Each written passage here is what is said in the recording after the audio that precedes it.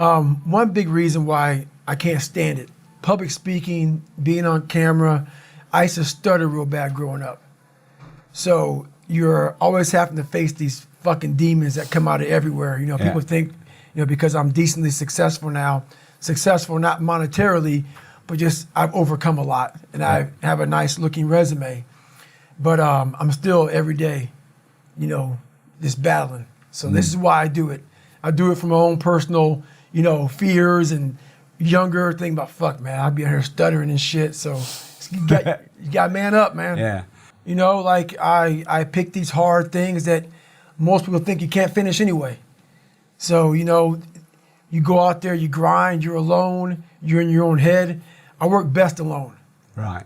I work best alone. So those are easier. You know, I figured out a way to kind of challenge, your mind, channel it and challenge it at the same time. And I figured out a way to kind of just have an indestructible toolbox in your mind. So those are easier. Yeah. I have a gift. It's not a gift of gab. It's just a gift of saying, look, man, I'm vulnerable. I'm very, very human. I'm not God's gift. I'm not Superman. I'm not Batman. I'm not even Robin. But I did figure out some things along my journey. So if I kept myself introverted and closed in, no one would ever, you know, realize, man, that big, hard, tough guy over there, man, you know, he's just some superhuman, and they put a title on me. This way, I have to break myself down, let people know that anyone can be who they want to be.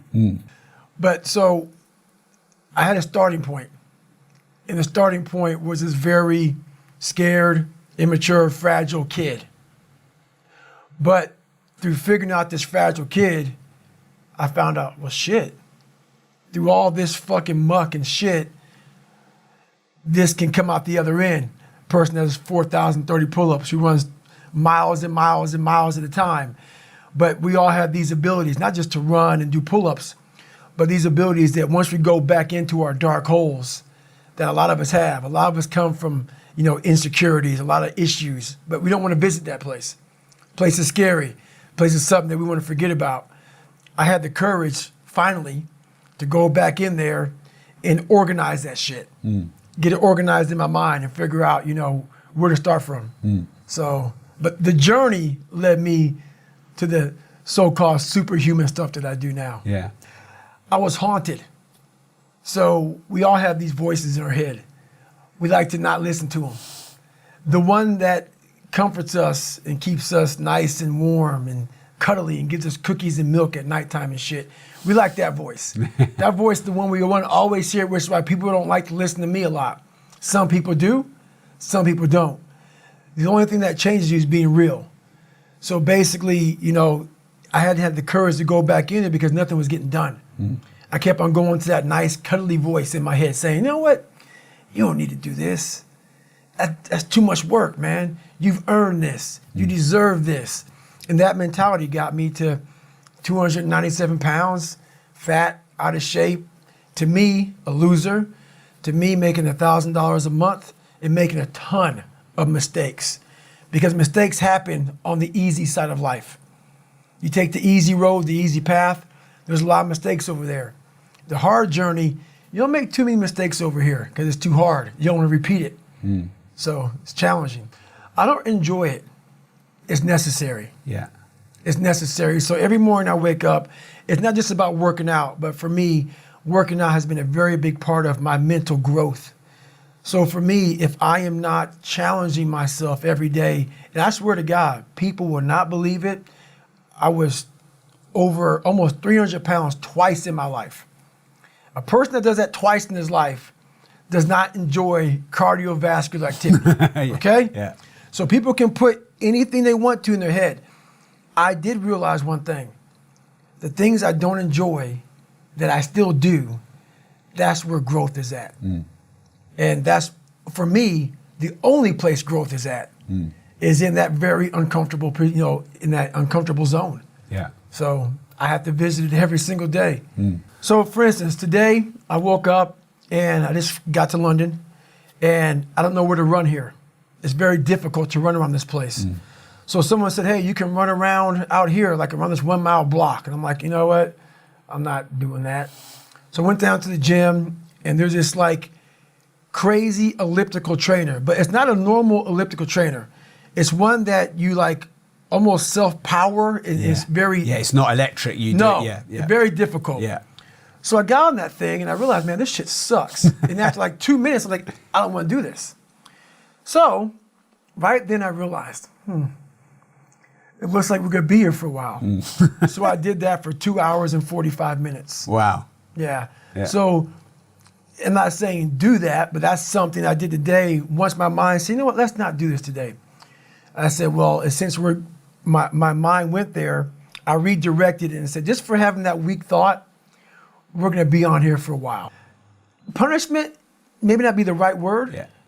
I want my mind to know who's in charge. So for the better part of 26 years, my mind was in charge of me, which is why I made all these horrible decisions. Once you take control of your mind, you start making decisions for yourself versus your mind making decisions for you. For me, my routine is every night I stretch out. And I stretch out for 2 or 3 hours every single night without fail. Yeah. And while I'm stretching out, I'm thinking about my plan for the next day. And I'm thinking about all these different obstacles that may come up. So basically, a lot of us aren't prepared for life. We get up willy-nilly and just hope life is going to happen. It is going to happen, but it's going to happen with a prepared mind or an unprepared mind. Most people attack life with an unprepared mind. What I do is I try to account for all things that could happen, might happen, probably will happen, and then the unknowns. So basically, I can't account for everything, but I do know there could be some things that come up in life that you need to be ready for. I know for a fact I'm not going to want to work out tomorrow. Therefore, I'm preparing my mind for that.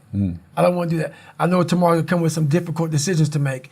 It may come with getting a phone call saying someone died, this happened, that happened. I'm always preparing myself, not in a morbid way, but just like, look, man, be ready for life. Don't let life just start attacking you left and right. Make sure that you start to build a mental armor so then you're ready for life. And that comes with a very physical way, and the physical helps out the mental. It was something I realized I had zero discipline, zero self-discipline. And I realized I have to start developing this. And I started really because I was horrible at reading and I was horrible at writing. I have so many learning disabilities, it's not even funny. So I just sit down at the table and spend so much time in this reading and writing and learning. And that kind of translated over to my self-discipline with working out.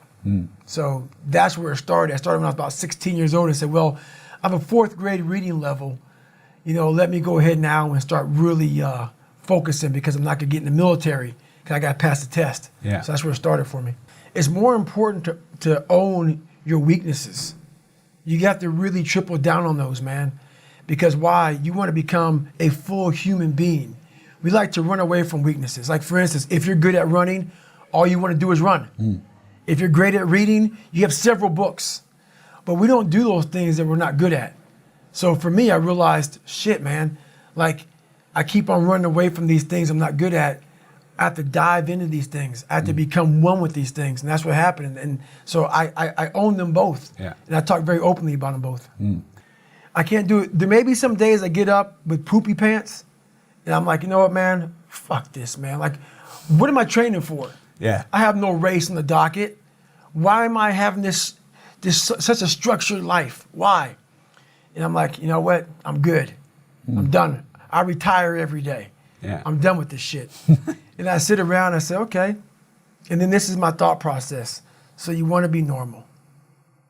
So you just want to be like everybody else that roams the world, not knowing the power that's in them. Being fine with being mediocre. You want to go back to who you were, huh, David? And I'm like, fuck that, man. Not every day, it's those bad days. It's those bad days. I see a whole bunch of people walking around out here who have no idea how talented they truly are. And I'm talking about talent, like some God-given ability. Talent that sometimes you have to hone, and you have to work on, and you have to harness yourself. And they just walk around just on their phones, just clueless to how powerful they are. The biggest thing you have to do is shut off technology. You have to go dark. And what I mean by that is you have to be quiet in your mind. Get away from people. We love being around people. We love talking. We love parties. We love all that shit. It's okay to be alone. It's also okay to be unhappy. It's okay to be unhappy sometimes, man. It's okay to say, you know what, man, I'm fucked up. So you gotta go to the truth first. Who are you? Get really accountable and say, okay, who am I? What's the truth about me? Get to that dark place in your mind. Figure out, it may take months, it may take years. Figure out your purpose. Figure out what you want to be in life. And then from there, okay, I have my purpose. It may take a long time. No one knows their purpose because it's too loud. Find your purpose. From there, all right, you got to start planning. People love the planning phase because it's very comfortable. Then from the planning phase, you got to go to execution. So the execution phase, what we all hate, because that's where the real work begins, and that's when the failure happens, and the failure. So, but you know, that's kind of how you have to do it. Honestly, what's funny about this is people may hear all this and say, God, this guy's such a structured guy, talking about demons, getting over things. That sounds like his whole life. It's true, but I'm the most peaceful person on the planet Earth, even with like the conversation. I gotta go to the gym, I have to do this, I have to do that. Every day I'm winning. Every day I'm winning the other voice in my head. So I'm at peace with myself. The things I do for fun are like me bettering myself. Yeah. I love sports, I love watching sports, but I also love accomplishing and overcoming myself every day. Because every day is a battle. Every day is a battle because your mind wants to choose the path of least resistance. Every day. But you don't become better by ever doing that. You become normal. And I don't want to be normal. So it may not be a life for everybody, but I find a lot of peace in not being normal in my life. To be at the point of your life where you don't care about being judged. You can be in a room of 1 million people and they all hate you. And you walk in and you go like this. Not because you're angry at them, because you know yourself. Inside and out. And you know that you've put yourself through hell to be where you're at today. You've walked the walk. You've talked the talk. And you've walked the walk. And that's, to me, what it's all about. It's all about putting those boots on the ground and getting after it every day. And once you do that, you have a feeling about yourself that no one can ever take away or even understand. Yeah. Oh, yeah. Life beat me the fuck up bad. I mean, I was knocked out in the 12th round of a 15-round, heavyweight bout. I was knocked out. But what happened was in the 12th round, when the challenger turned his back on me, I was getting the fuck up. And I got up and won the next 3 rounds and knocked that motherfucker out in the 15th round.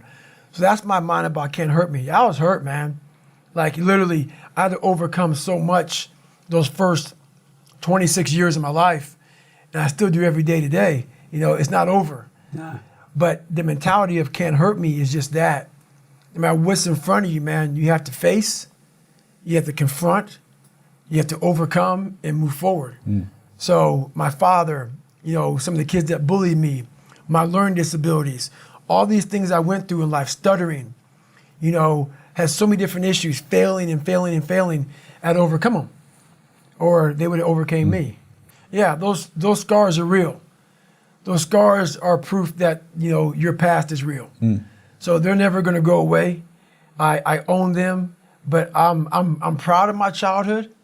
I'm proud because without all of these lessons in life, and everybody says this bullshit, I mean it.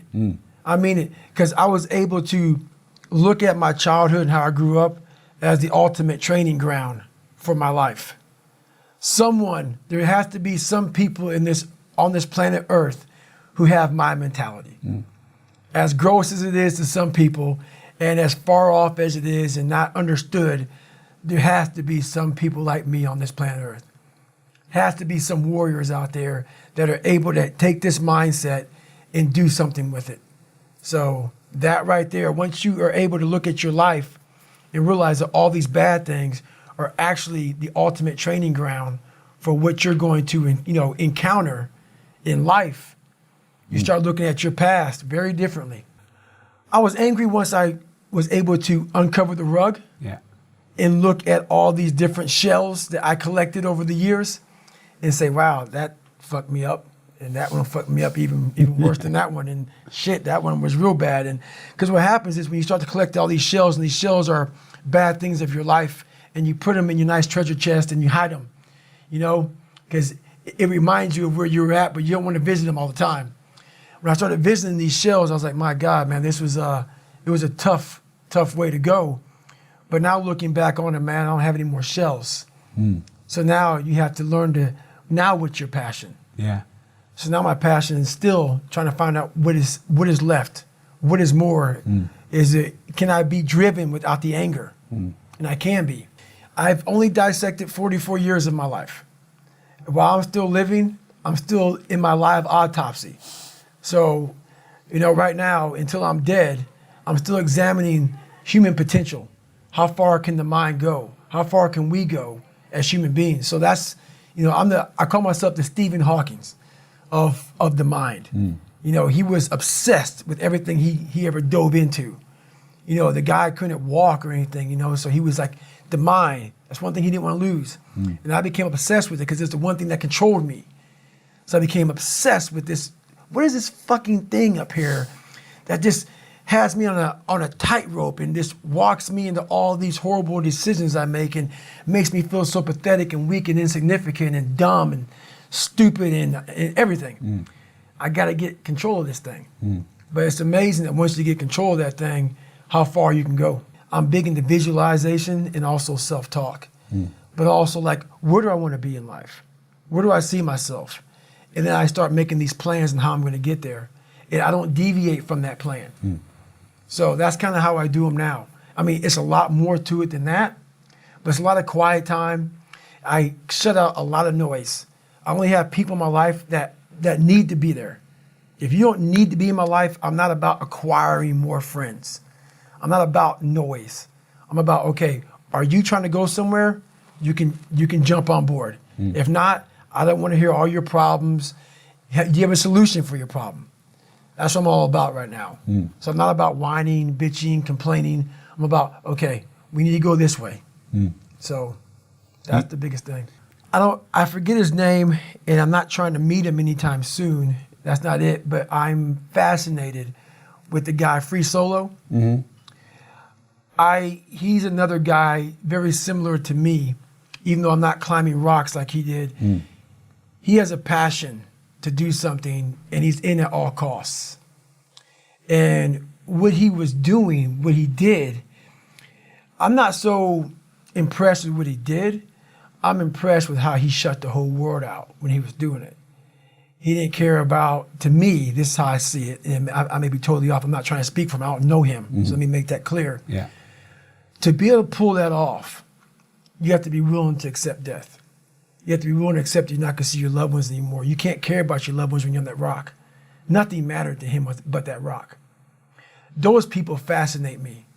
Those people who are able to put themselves in a place like that, and very few people understand that. To want something so badly, I'm not saying that, because I don't think he believed that he was going to die. I don't. I believe that he was willing to sacrifice everything to pull that off.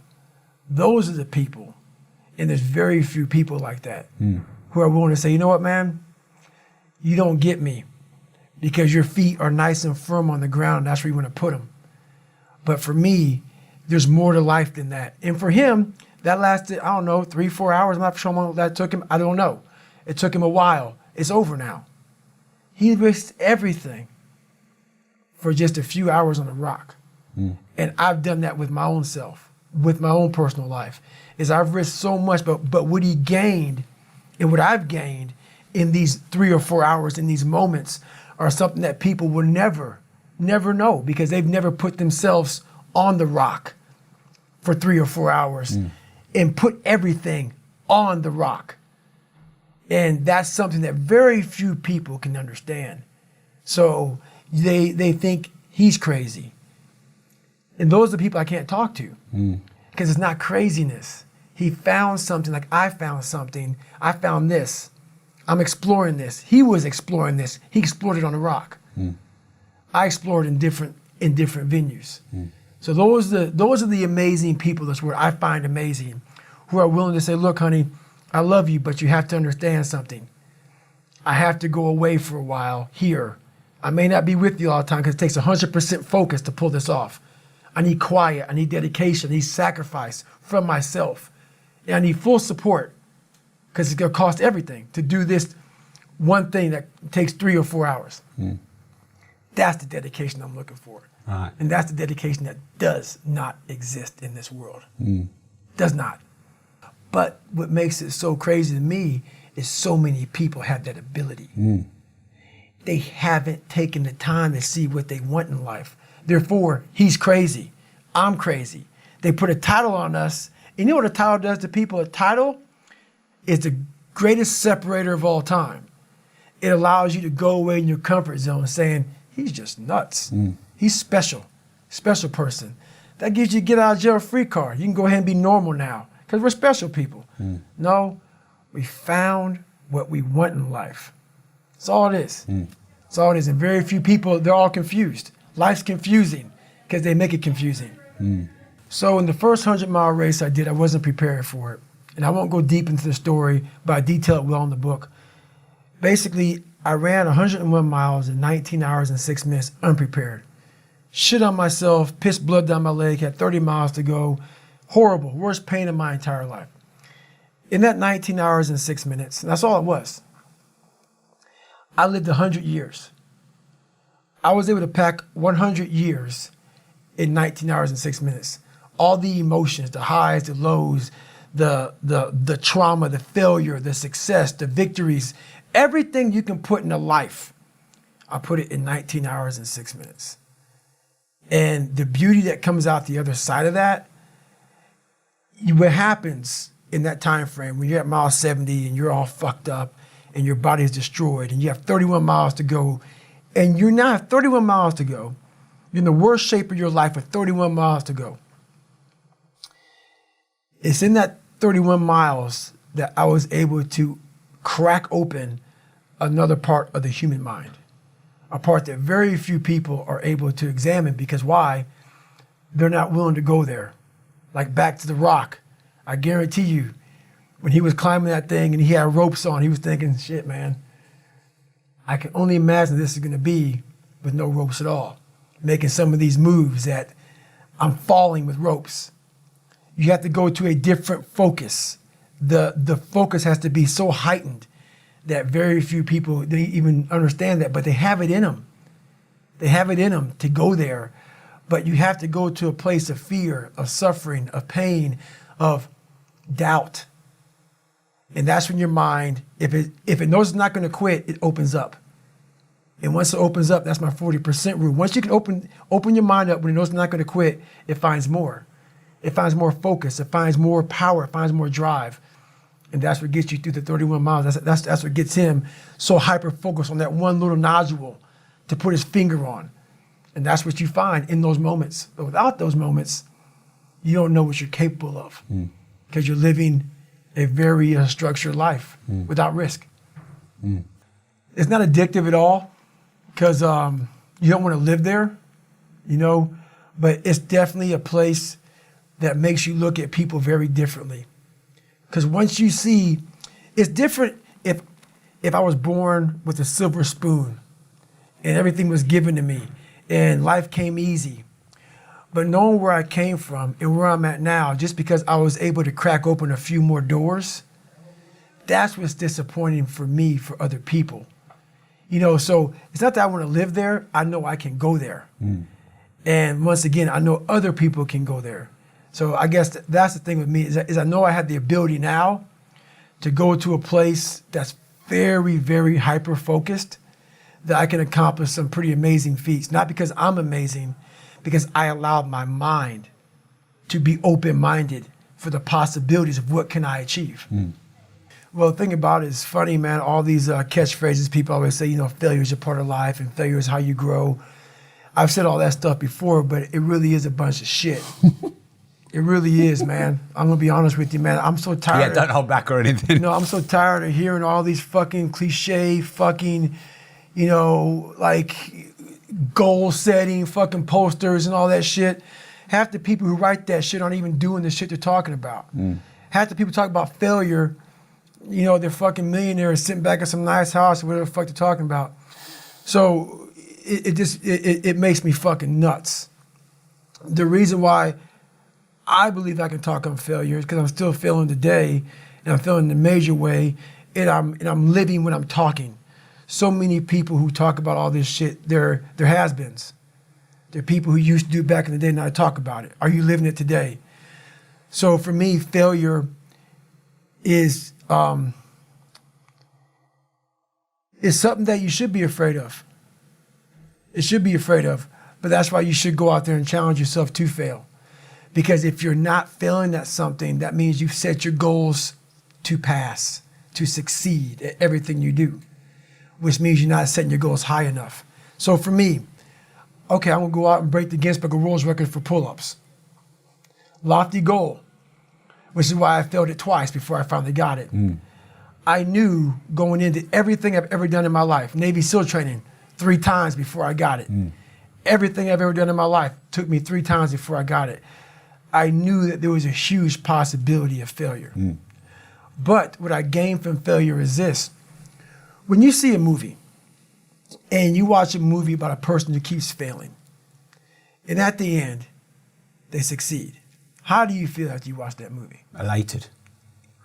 Amazing, right? Yeah. I become the movie. I want to feel how I feel watching someone else in the movie. When I watched Rocky get his ass kicked and I watched all these different things of failure, I was able to put myself there and say, God, man, how much do you feel now that you finally got there? That's what failure has done to me. I've watched so many things and watched someone succeed at the end of it. It's like, God, I want to feel like that. But failure causes that one feeling. Without that failure involved, you don't have that feeling. If you just pass and you succeed and you're great, that feeling, yeah, okay, I'm good. What takes you years, months, years to accomplish because you just can't get over the hump, but you continue going back to the drawing board. You're looking for those few seconds after you finally figure out the equation, whatever the equation may be, to get you to finally pass, to succeed.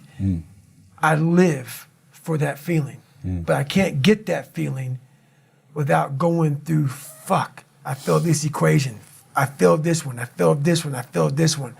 Oh, I'm figuring it out. So you start to feel it before you even pass, before you even get to the success part.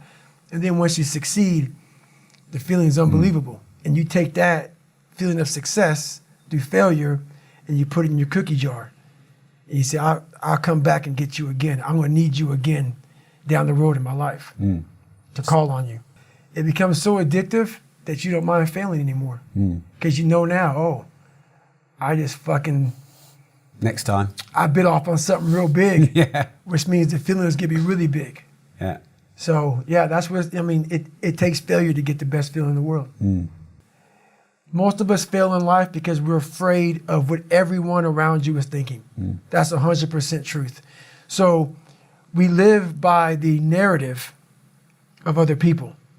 When I first called a recruiter to be a Navy SEAL and I was 297 pounds, the first recruiter looked at me and said, you're not gonna be able to make this, man.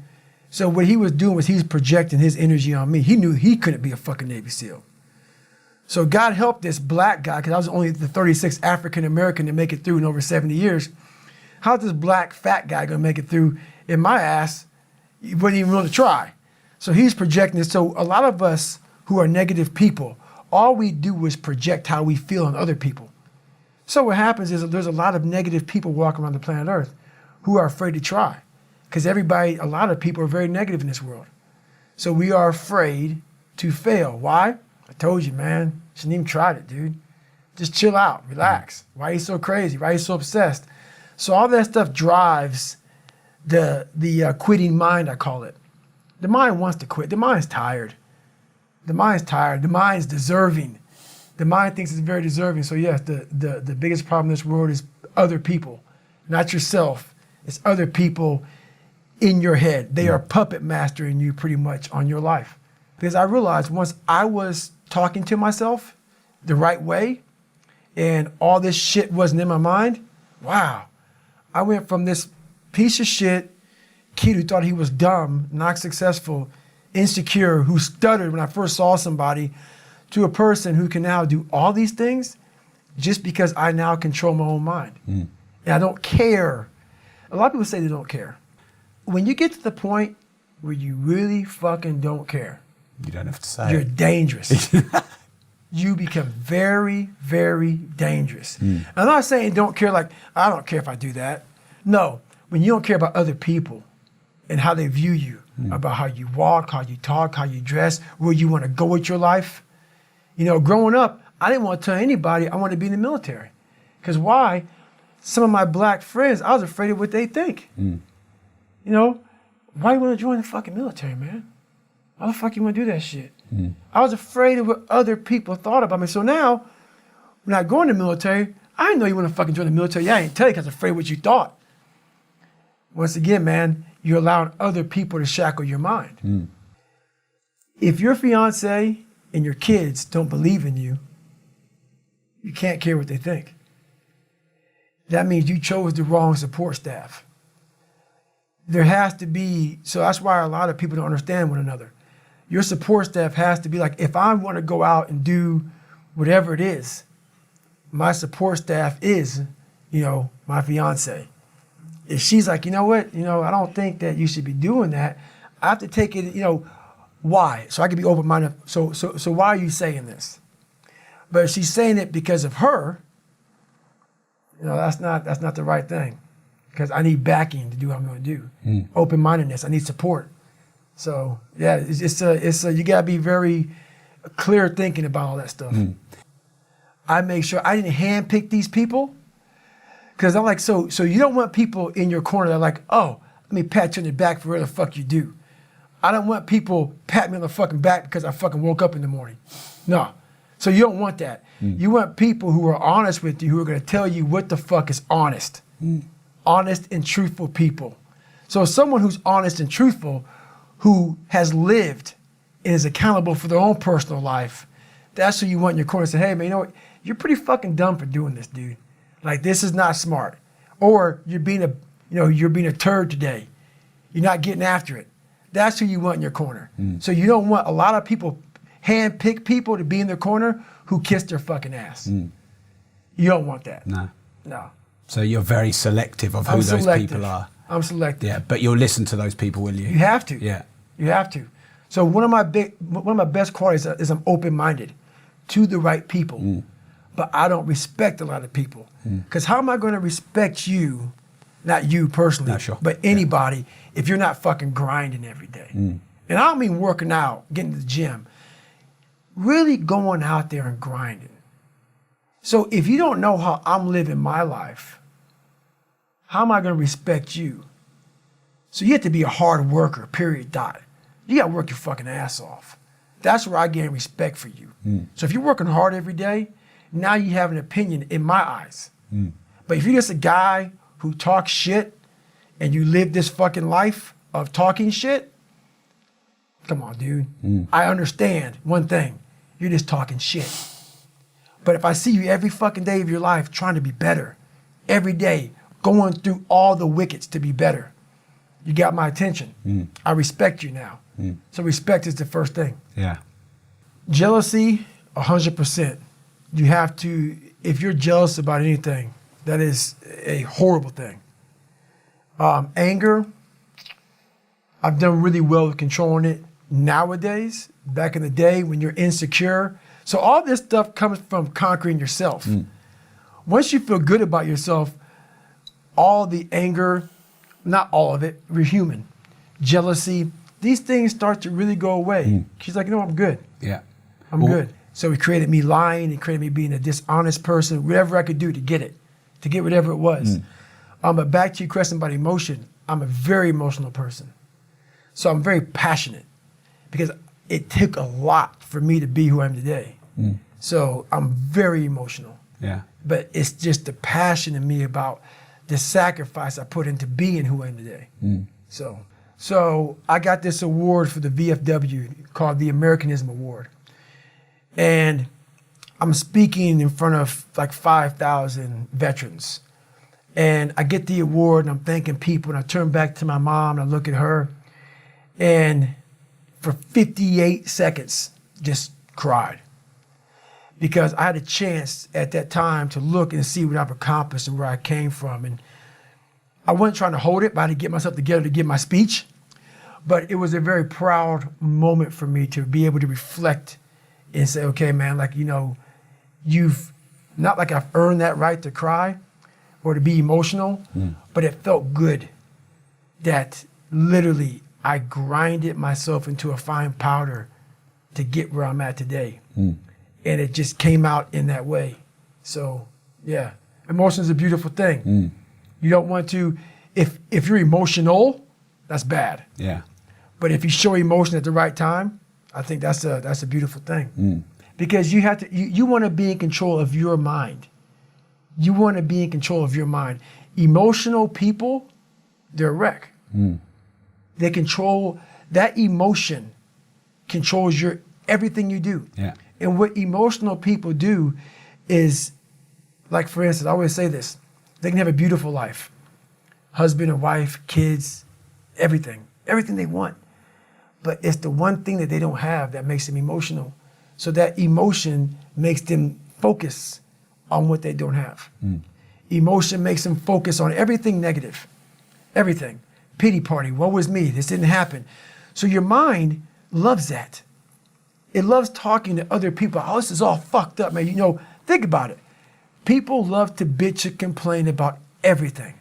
So when you're sitting there, you may spend weeks, months, years bitching about the same thing. So what have you done? Nothing. There's no solution in that. Yeah. But most of us live there. Oh, this other guy got the pay raise. The other guy got this. The other guy got that.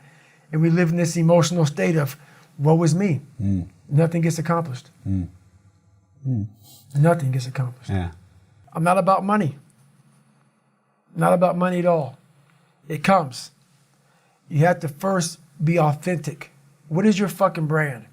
There's a bunch of people who are doing business right now who don't know what the fucking brand is. They're trying to figure it out. They're trying to piggyback off someone else. Let me take this and steal this. Everything I say and everything I do is authentic to me. And I'm not out here trying to make money off of you. I'm out here trying to help you. When you truly want to help somebody out, that's when you have a business. Your business is when you truly are looking to help have a good product. The product right now is myself. Like basically, are you living what you talk? Are you being who you are? So therefore people say, hey, David Goggins, I may not like him, but every fucking day I know this guy. Every day I wake up, I know he's out there doing something. I know he's getting out there. I know when he talks, he's speaking truth, whether it be whatever. So what I've done with my business is I made it very true to who I am as a person. I'm not someone else. I'm not trying to fake something, and I'm not looking for your fucking money. I'm here to help you. And when people see that you're here to help you, that's when you can form a business. But people can see right through bullshit. They can see right through bullshit. So once they see through bullshit, your business is done. You're not authentic anymore. You're just a piece of shit.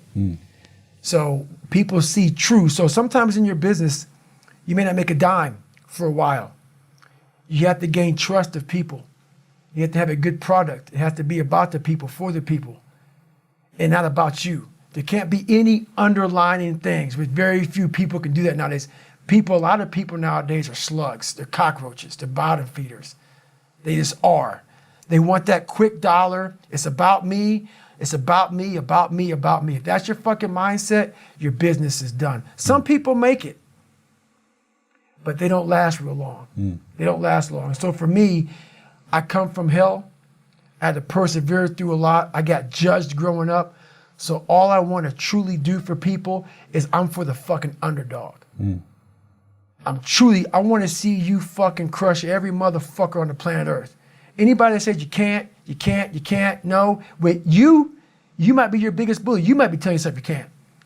That's my business. Whether it makes money or not, give a fuck. That's what it's all about, man. I want to see you at the end of the day say, look, man, hey, Goggins. When I'm walking through the airport, hey, man, you fucking saved my life. Now I tell everybody to go fuck themselves, man, because I changed my whole life around.